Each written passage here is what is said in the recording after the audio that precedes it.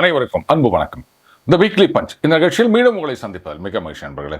இந்த வாரம் நிறைய விஷயங்களை பார்க்க போகிறோம். ஆனால் எல்லாத்துக்கும் எங்கேயோ ஒரு மையப்புள்ளி, ஒரு தொடர்பு இருக்க மாதிரி தோணுதுங்க.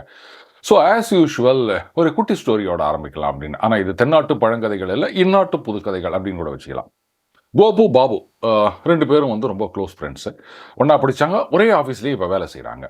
ரெண்டு பேர் வீடும் ஒரே தெருவில், இந்த கார்னரில் கோபு வீடு, அந்த கார்னரில் பாபு வீடு. ஸோ ஆஃபீஸ் போகும்போது நடந்து தான் போகிறாங்க. கோபு அப்படியே நடந்து போகிறான். பாபு வீட்டை தாண்டும் போது இவனை கூப்பிட்றான். பாபு ஆஃபீஸ் கிளம்பின மாதிரி தெரியல. என்னடா பண்ணிட்டு இருக்க அப்படின்னு உள்ளே போய் பார்த்தா, பாபு ஒரு பூனை வளர்த்துட்டு இருக்கான். அந்த பூனையை வந்து நல்லா தண்ணி ஊற்றி குளிப்பாட்டிட்டு இருக்கான். அப்போ கோபு சொல்கிறான், டேய் பூனையெல்லாம் போய் யாராவது குளிப்பாட்டுவாங்களாடா, அது ரொம்ப சுத்தமான பிராணிடா, அந்த க்ரூமிங்னு சொல்லுவாங்க, அதுவே வந்து தன்னோட உடம்பை நக்கி நக்கி சுத்தமாக வச்சுக்கும். நாயை ஒன்றா குளிப்பாட்டலாம், ஆனால் பூனையை போய் யாராவது இது பண்ணுவாங்களான்னு பாபுக்கும் வந்துச்சு. உனக்கு ரொம்ப தெரியுமா பூனையை பற்றி? இதெல்லாம் நீ பேசாத, என் பூனையை பற்றி எனக்கு தெரியும், நீ போ அப்படின்ட்டான். பாபு ஒன்றும் புரியல. சரி ரைட்டு அப்படின்னு ஆஃபீஸ் வந்துட்டான். அன்றைக்கி மத்தியானம் கூட பாபு ஆஃபீஸ்க்கு வரல. சாயங்காலம் வரும்போது வீட்டு வாசலில் கன்னத்தில் கை வச்சுன்னு சோகமாக உட்காந்துட்டு இருக்கான் பாபு. என்னதான் கோபமாக பேசினாலும் கோபுக்கு மனசு கேட்கல. டே பாபு, என்னடா பூனை செத்து போயிடுச்சுறான். தியா, அதுதான் நான் அப்பவே சொன்னேன், இந்த பூனையெல்லாம் நீ குளிப்பாட்டாதடான்னு சொன்னா கேட்டியா? அதான் பாரு. ஏய் லூசா நீ, அது குளிப்பாட்டினதுனால ஒன்றும் அது செத்து போல. அப்புறம் அது ரொம்ப ஈரமாக இருந்ததுடா, அதை பிழிஞ்சி கொடியில் காய போட்டான்டா, அப்போ செத்து போயிடுச்சு அப்படின்னு நானும். சரி, இந்த கதைக்கும் இன்னைக்கு பார்க்க போகிறதுக்கும் சம்பந்தம் இல்லவே இல்லை. அதை ஞாபகம் வச்சுட்டு இப்போ நம்ம மேட்ருக்கு போகலாம். ஒரு ஐஆர்எஸ் வெர்சஸ் ஐபிஎஸ் இந்த சண்டை வந்து பெருசாக போயிட்டுருக்குங்க. அருண்ராஜ் அவர்கள், அவர் வந்து ஐஆர்எஸ் ஆஃபீஸர்னு நினைக்கிறேன். அவர் வந்து கபால்னு வேலையை ரிசைன் பண்ணிட்டு தாவைக்கால போய் ஜாயின் பண்ணிட்டாரு. அவர் அண்ணாமலை அவர்களை பற்றி ஒரு கருத்து சொல்லியிருந்தார். இந்த இருக்கிற இடத்துல ஒழுங்காக இருந்திருந்தா சம்திங் லைக் தட். அவர் எதுக்கு இதெல்லாம் சொன்னார்னு எனக்கு தெரியல. அதுக்கு அண்ணாமலை அவர்கள் சரியாக பதில் சொல்லியிருந்தார். ஆமாங்க, நான் வந்து நாய், விசுவாசமான நாய், வாலெல்லாம் நிறுத்த முடியாது அப்படின்னாரு. அதுக்கு அருண்ராஜ் அவர்கள் வந்து அப்படியே சிரிச்சுக்கினே வந்து ஒரு பதில் கொடுத்தார். அதாவது, நாங்கள் வந்து நாய் இல்லை, நாங்கள்லாம் பகுத்தறிவுள்ள மனிதர்கள், அந்த பெரியாரின் கொள்கைகளை பின்பற்றுபவர்கள் அப்படின்னு சொன்னார். அதில் பார்த்தீங்கன்னா அவர் ஒரு 2 சென்டென்ஸ் சொல்லி முடிக்கிறாரு. உடனே அப்படியே சுற்றி இருக்கவங்களாம் டப டப டபடன்னு கை தட்டுறாங்க. அவர் ஏதாவது சொல்ல வராரு, நிறுத்திடுறாரு. இது ட்ராமாவில் அப்படி பண்ணுவோம். ஏதாவது ஒரு டைலாகு இல்லை ஒரு ஆக்ஷனில் வந்து அப்ளாஸ் வந்தது அப்படின்னு சொன்னால் கப்புன்னு நிறுத்திடுவோம். அந்த அப்ளாஸ்லாம் முடிஞ்ச பிறகு தான் அடுத்த டைலாக் சொல்லுவோம். இவர் ஒருவேளை நாடகத்தில் நடித்த எக்ஸ்பீரியன்ஸ் இருக்கா என்னன்னு தெரியல. பக்கத்தில் இருங்க அப்படி கைத்தட்டுறாங்கன்னு தெரிஞ்சோன்னு டக்குன்னு பேச்சை நிறுத்திடுறார். அந்த கைத்தட்டல் நின்ற பிறகு மறுபடியும் ஆரம்பிக்கிறார். பரவாயில்ல, வெல் ட்ரெயின்டாக இருக்கார். ஆனால் அதை பார்த்த உடனே எனக்கு என்ன தெரியுமா ஞாபகம் வந்தது? மசாலா காஃபே. ஆமாம், சந்தானம் தான் மறுபடியும் வர்றார். அவர் ஒரு ஜோக் சொன்ன உடனே அந்த பேய், திமிங்கலம், மண்டை கச்சாயம் இதுங்கெல்லாம் சேர்ந்து ஓன்னு சிரிக்கும். அப்போது சந்தானம் சொல்கிறார், இது ஒன்றும் அவ்வளோ பெரிய ஜோக் இல்லை, இவ்வளோலாம் சிரிக்க வேணாம், நிறுத்திக்கோ அப்படின்வார். அந்த மாதிரி இவர் சொல்லியிருக்கலாமோ அந்த கை தட்டுறவங்கள பார்த்து அப்படின்னு தான் எனக்கு தோணுச்சுங்க. சரி, இவர் வந்து பெரியாரின் கொள்கைகளை பின்பற்றுபவர்கள் அப்படின்னு சொல்லிட்டாரு. Very good. இது அப்படியே ஞாபகத்தில் வச்சுக்கின்னு நேராக என்னோட பக்கம் வருவோம்.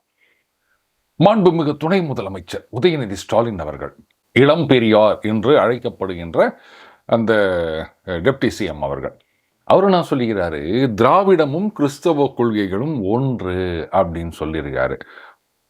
சரி, இப்போ இது நடுவில் நமது முதலமைச்சர் அவர்கள், அவர் வந்து கிறிஸ்மஸ் விழாவில் கலந்து கொண்டிருக்கின்றார். ஆமாம், கிறிஸ்மஸ் விழாவில் கலந்துக்கலாம். ஆமாம், அது மதச்சார்பற்ற அரசுன்னும் போது இப்படி தான் இருக்கணும். அதில் பார்த்தீங்கன்னா சிறுபான்மை நலத்துறை தலைவரா, ஆமாம், அவர் என்ன சொல்லியிருக்காரு, 2026 கிறிஸ்தவர்கள், முஸ்லீம்கள் உள்ளிட்ட அனைத்து சிறுபான்மையினரும் முதலமைச்சருடன் நிற்பார்கள் அப்படின்ற மாதிரி சொல்லியிருக்காரு. பாருங்க, இது வந்து மிட்டாய் மாமாக்களுக்கே வந்து அப்படியே கொந்தளிக்க வச்சிடுச்சு. ஏங்க, இது வந்து கிறிஸ்மஸ் விழாங்க, இங்கே போயிட்டு நீங்கள் வந்து தேர்தலை பற்றி இல்லை அரசியலை பற்றி பேசுறதெல்லாம் சரியா அப்படின்னு. கரெக்டு. இந்த மிட்டாய் மாமாக்களுக்குன்னு ஒரு குணம் இருக்கின்றது. அவங்க வந்து இந்து மதத்தை பற்றி யாராவது இழிவாக பேசினாலோ இல்லை இந்து மத கடவுள்களை வந்து பேசினாலோ பெருசாக ஒன்றும் பொங்க மாட்டாங்க. ஆனால் அவங்களுடைய ஜாதியை பற்றி டச் பண்ணிங்கன்னா கபால்னு பொங்கிடுவாங்க. அது ஒன்று. பட் அவங்களே வந்து இந்த மாதிரி வந்து பொங்கிறது நிஜமாகவே ஆச்சரியமாக இருக்கின்றது. ஆனால் ஒரு சின்ன திருத்தம் தெரிவிக்கலாம் அப்படின்னு நினைக்கிறேன். அதனால் 2026 முதலமைச்சருடன் நிற்பார்கள் அப்படின்னு 19 நின்றோம், 21 நின்றோம், 24 நின்றோம், எப்பொழுதும் நிற்போம், இப்பொழுதும் நிற்கின்றோம்.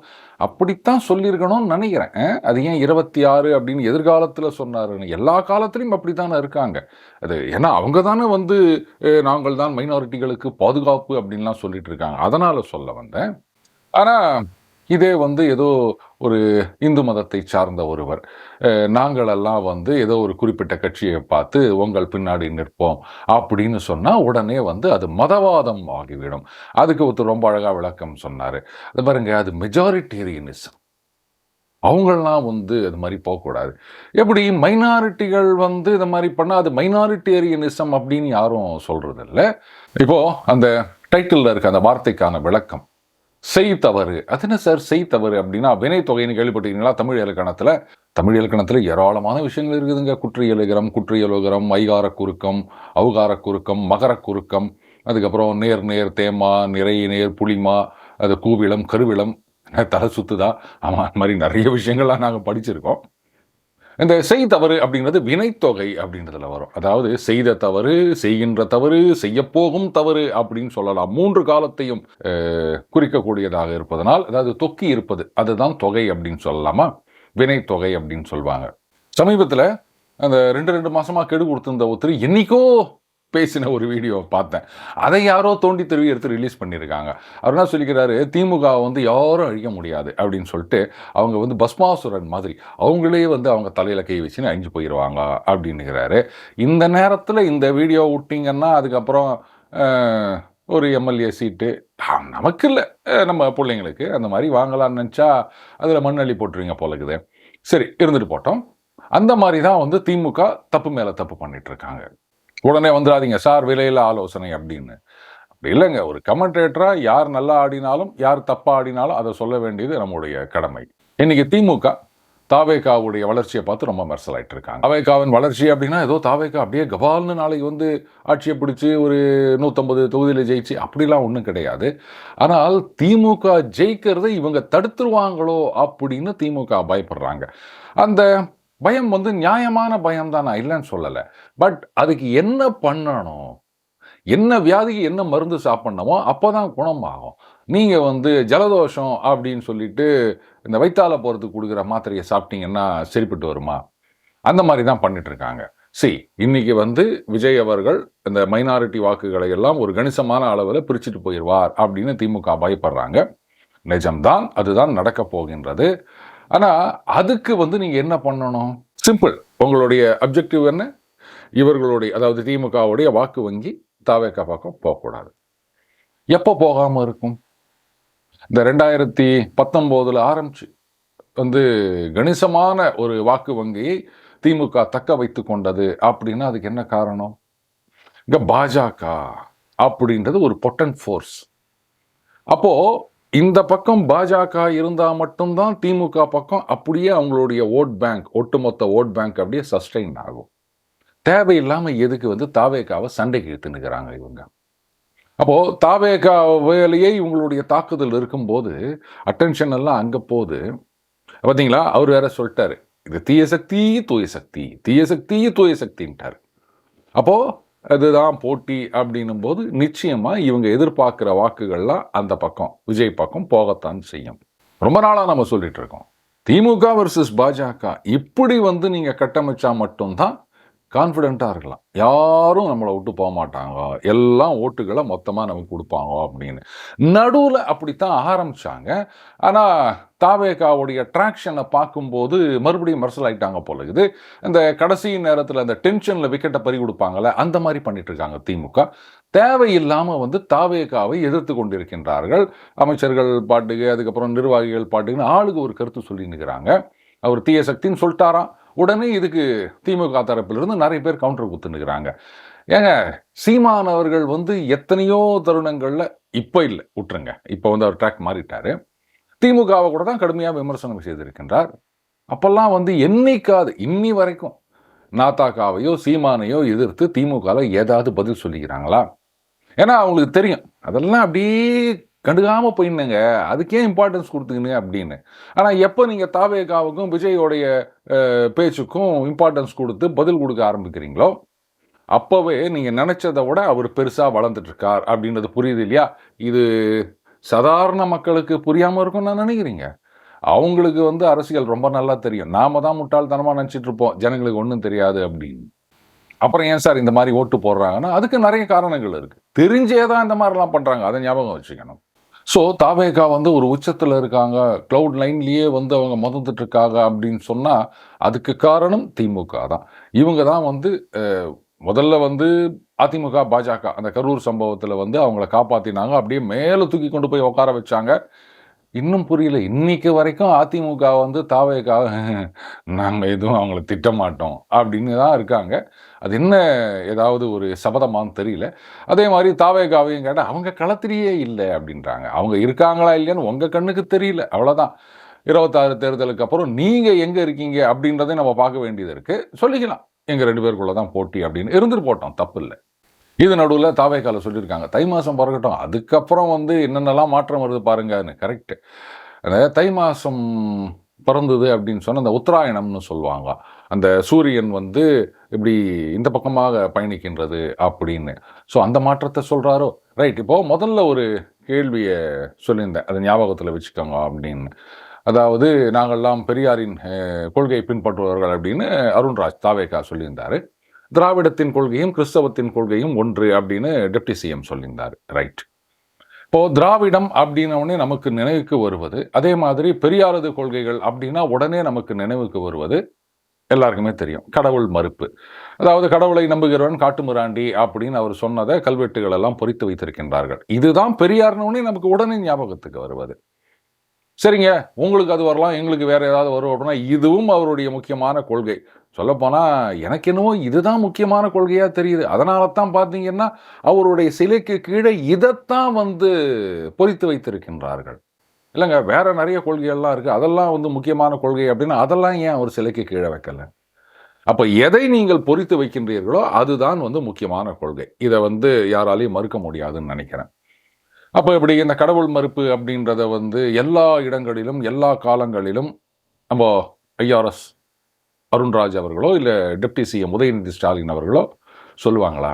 இதுக்கு பதிலே வராது அப்படின்னு நினைக்கிறேன். அந்தந்த நேரத்துக்கு எதையாவது ஒன்று சொல்ல வேண்டியது. இப்போ நம்ம இதை கேட்டோம்னா உடனே தாவேகால என்ன சொல்லுவாங்க, அது பாருங்க அவங்க வந்து எங்களுடைய கொள்கை தலைவர், ஆனால் அதுக்காக வந்து அவங்க சொன்ன எல்லாத்தையும் ஏற்றுக்கணும்னு அவசியம் இல்லை. ஏங்க, தலைவர்னு ஒருத்தர் வந்தாச்சுன்னா அவர் சொல்கிறத அப்படியே ஏற்றுக்கணும். இன்னைக்கு எல்லா கட்சியிலையும் பார்த்தீங்கன்னா கூட்டணியை பற்றி யார் முடிவெடுப்பாங்க? அதெல்லாம் வந்து தலைவர் முடிவெடுப்பார். இவ்வளோதானே. அது மானியமா அவர் அந்த ஒன் மேன் ஆர்மின்னு சொல்லுவாங்களா, அந்த மாதிரி ஒன் மேன் பார்ட்டி. அந்த கட்சியிலிருந்து திமுக அதிமுக பாஜக எல்லாத்திலையும் அப்படித்தான் தலைவர் முடிவெடுப்பார். கூட்டணி பற்றி அவரே பேசுவார். ஏதோ பாஜகலையாவது ஒரு குழுன்னு போடுறாங்க, பட் இருந்தாலும் அங்கே அமித்ஷா அவர்கள் தான் முடிவெடுப்பார். அது வேற விஷயம். அப்போது கட்சியில் மட்டும் தலைவர் என்ன சொன்னாலும் கேட்டுக்கணும், அவர் என்ன முடிவெடுத்தாலும் வந்து அதுக்கு ஒத்து போகணும். இல்லை தலைவர் சொல்கிறதுல இதை மட்டும் நான் ஏற்றுக்கிறேன், அதை நான் ஏற்றுக்கலைன்னு யாராவது சொல்ல முடியுமா? சொன்னால் கட்டம் கட்டி கட்சியை விட்டு வெளில தள்ளிடுவாங்க. அப்படி இருக்கச்ச வெறும் தலைவர், கட்சி தலைவர் இல்லாமல் கொள்கை தலைவர் அப்படின்னு ஒருத்தர் சொல்லிட்டு அவரோட கொள்கைகளில் இதை மட்டும் நாங்கள் ஏற்றுக்கிறோம் அதை ஏற்றுக்க மாட்டோம்னு யாராவது சொல்ல முடியுமா? சொல்லக்கூடாது. இப்போ அருண்ராஜ் அவர்கள் என்ன சொல்வார்? எங்களுக்கு வந்து கடவுள் நம்பிக்கை கிடையாது, கடவுளை நம்புகிறவன் முட்டாள், அதை நாங்கள் உறுதியாக நம்புகிறோம், ஏற்றுக்கொள்கிறோம் அப்படின்னு சொல்வாரா? அப்படி சொல்ல முடியாதுன்னா கொள்கை தலைவர் அப்படின்னு சொல்லாதீங்க. அதே மாதிரி தான் டெப்டி சிஎம் உதயநிதி ஸ்டாலின் அவர்களும் எப்படிங்க 2 கொள்கைகளும் ஒன்றா இருக்குது அப்படின்னு சொன்னால் கடவுள் மறுப்பு கொள்கையை என்ன சொல்லுவீங்க? அப்படி பார்க்க போனால் எல்லா மதங்களும் அன்பைத்தான் போற்றுகின்றன, சகோதரத்துவத்தை தான் போற்றுகின்றன. அன்பே சிவம் அப்படின்னு சொன்னது உங்களுக்கு யாரும் சொல்லிக் கொடுக்கலையா? அதனை அங்கே போகும்போது மட்டும் உங்களுக்கு தெரியுது இந்த கொள்கையும் அந்த கொள்கையும் ஒன்றா இருக்குது அப்படின்னு சொல்லிட்டு. இதைத்தான் நான் சொன்னேன், அந்த செய்கின்ற பிழை அப்படின்னு. இந்த மாதிரியெல்லாம் பண்ணுறதுனால தாவேகா பக்கம் நகரக்கூடிய வாக்கு வங்கியை தடுத்து நிறுத்திடலாம் அப்படின்னு திமுக நினச்சிட்டு இருக்காங்க. மிகப்பெரிய தப்பு. அது வந்து எலெக்ஷனுக்கு அப்புறம் தான் அவங்க புரிஞ்சுக்க போகிறாங்க. அவங்களுடைய ஓட்டு வங்கி இன்டாக்டாக இருந்தாலும் அதில் ஒரு ஓட்டையை போடுறாரு தாவேகா விஜய். அதை தடுத்து நிறுத்தணும் அப்படின்னு சொன்னால் இருகோடுகள் தத்துவம் தான், பாஜக தான் இங்கே பெருசு அப்படின்னு நரேட்டிவ். இது என்ன வந்து திமுகவுக்கு ரொம்ப கஷ்டமாக? அதெல்லாம் தாராளமாக செய்யலாம். அந்த மாதிரி வந்து பாஜகவை இங்கே ப்ரொஜெக்ட் பண்ணால் மட்டும்தான் தாவேகா பக்கம் போவதை தடுக்க முடியும். ஆனால் அவங்க அதில் கான்சென்ட்ரேட் பண்ணாமல் டென்ஷன் ஆகிட்டு தாவேகாவோட குஸ்தியில் இறங்கிட்டாங்க. ஸோ இந்த மிஸ்டேக் எவ்வளோ காஸ்ட்லி அப்படின்றத அவங்க வந்து தேர்தலுக்கு பிறகு தான் புரிஞ்சுப்பாங்க அப்படின்னு நினைக்கிறேன். கடைசியாக இந்த பாயசம் பரிமாறலன்னா நண்பர்கள்லாம் சண்டைக்கு வருவீங்க இல்லையா? அண்ணன் ராகுல் அவர்கள் எங்கே இருக்காருன்னு யாருக்காவது தெரியுமா? ஜெர்மனி போனார் அப்படின்னாங்க. இன்னும் சில பேர் வந்து இல்லை அவர் வந்து சுவிட்சர்லாந்து போய்கிறாரு, இந்தியாவின் எதிரிகளை எல்லாம் சந்திக்கிறார் அப்படின்னு. சில நேரங்களில் அவர் பேசுகிறத பார்த்தா அவரே இந்தியாவுக்கு எதிராக இருக்காரோ அப்படின்னு தான் தோணுது. இந்த மாதிரி சீனா கம்யூனிஸ்ட் கட்சி அவங்களோட ஒப்பந்தம்லாம் போட்டாருன்னு ஃபோட்டோவெல்லாம் போட்டாங்க. இன்னி வரைக்கும் அதுக்கு பதில் சொல்லலை. அதுக்கப்புறம் அந்த ராஜீவ்காந்தி ஃபவுண்டேஷன் அதுலேருந்து வந்து சீனாலேருந்து நிறைய இறக்குமதி பண்ணணும் ரெக்கமெண்டேஷன் கொடுத்தாங்க அப்படின்னாங்க. அதுக்கும் வந்து அவர் பதில் சொல்லலை. அப்புறம் அவர் போய் சந்திச்சா என்ன, சந்திக்காட்டா என்ன அப்படின்ற மாதிரி தான் இருக்குது. ஆனால் கேள்வி என்னன்னா, ஜனநாயகம் இல்லை, பாராளுமன்றத்தில் எங்களுக்கு பேசுவதற்கு இடம் இல்லை, அப்படி இப்படின்லாம் சொல்லிட்டு இருந்தாரு. இந்த தடவை பாராளுமன்ற கூட்டத்தொடர் பெரிய அமளி துமளி இல்லாமல் நிறைய விஷயங்கள் விவாதிக்கப்பட்டன. நிறைய பேசின விஷயங்கள்லாம் வந்து மக்கள் பார்வைக்கு வந்தது. இந்த பாராளுமன்றம் அடிக்கடி ஒத்தி வைப்பு, இது மாதிரி கூடுவாங்க, மறுபடியும் வந்து ஒத்தி வைப்பாங்க, கலாட்டா நடக்கும், இப்படியே போயிருந்ததெல்லாம் மாறி இந்த தடவை வந்து பெரிய அளவில் சுமூகமாக பாராளுமன்ற கூட்டம் நடந்திருக்கின்றது. முந்தின பாராளுமன்ற கூட்டத்தொடருக்கும் இப்போ இருந்த தொடருக்கும் ஒரே ஒரு வித்தியாசமாக நான் பார்க்கறது, அண்ணன் ராகுல் இல்லை, கிளம்பி போயிட்டார். ஒருவேளை ராகுல் காந்தி பாராளுமன்றத்தில் இல்லை அப்படின்னா பாராளுமன்றம் வந்து நன்றாக செயல்படும், நிறைய பேர் விவாதிப்பார்கள், இந்த மாதிரி கூட்டம் ஒத்திவைப்பு அப்படின்றதெல்லாம் வந்து அடிக்கடி நடக்காது. அப்படி ஏதாவது இருக்கா? எனக்கு தெரியல. மக்கள் இதை புரிஞ்சுக்கினாங்க அப்படின்னு சொன்னால், அதாவது பாராளுமன்ற விவாதங்கள்லாம் நல்லா நடக்கணும் அப்படின்னு நினச்சாங்கன்னா அதுக்கு என்ன செய்யணுமோ அவங்க ஆவணம் செய்யணும், அவ்வளோதான். ஆனால் ஒரு எதிர்க்கட்சி தலைவர்னு தேர்ந்தெடுத்து வச்சிருக்காங்க. இவர் சொல்றார் பிரதம மந்திரி வந்து எப்போ பாலும் வெளிநாடு சுற்றினுகிறார் அப்படின்னு. முக்கியமான ஒரு கூட்டத்தொடர், அதில் என்ன முக்கியமான மசோதாக்கள்லாம் வருகின்றன இதெல்லாம் தெரியாதா அவருக்கு? எங்கே போகிறோன்னு கூட தெரியாமல், யாருக்குமே தெரியாமல் இவர் பாட்டு கிளம்பி போட்டார். இதுதான் பொறுப்பா? எதிர்க்கட்சி தலைவராக இருக்கும் பொழுதே இப்படி பொறுப்பு இல்லாமல் நடந்துகிறார் இவர். இவர்கிட்ட போயிட்டு நீங்கள் நாட்டோட பிரதமர் பதவியை கொடுத்தா குட்டிச்சவராக போயிடாது நாடு? பரவாயில்ல, மக்கள் ஓரளவுக்கு புத்திசாலிகளாக இருக்காங்க. எல்லாருமே வந்து காங்கிரஸ்காரங்க மாதிரி இல்லை. அதனால தான் வந்து நாடு இன்னைக்கு தப்பிச்சிருக்கு அப்படின்னு நினைக்கிறேன். இப்படியே என்னைக்கும் இருக்கணும். அதுதான் வந்து நாட்டுக்கும் நல்லது, நமக்கும் நல்லது. மீண்டும் அடுத்த பதில் சந்திப்போம். வணக்கம்.